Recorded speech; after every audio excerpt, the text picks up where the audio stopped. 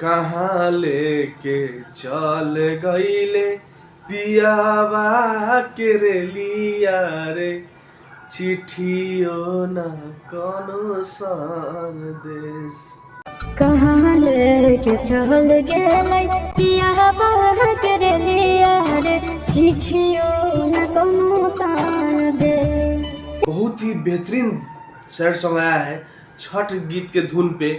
आशीष यादव का इतना बेहतरीन है, आप 10 कई बार सुनिएगा ना तो आपको सुनने को मन करेगा। ये गाना छठ पूजा का शारदा सिंह ने गाया था।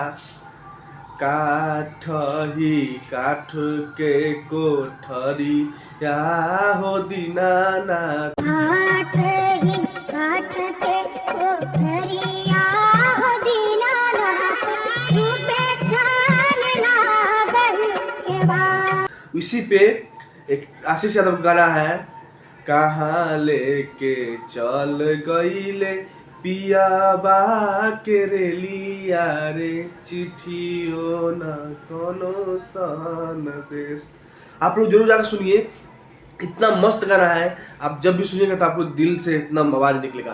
और इस गीत को लिखे हैं अमन अलवेला जी, इसका म्यूजिक दिए प्रियांशु सिंह। और ये गाना आपको यूट्यूब चैनल पर आपको मिलेगा, आप एक बार सर्च कीजिए, आपको बहुत मस्त गाना है।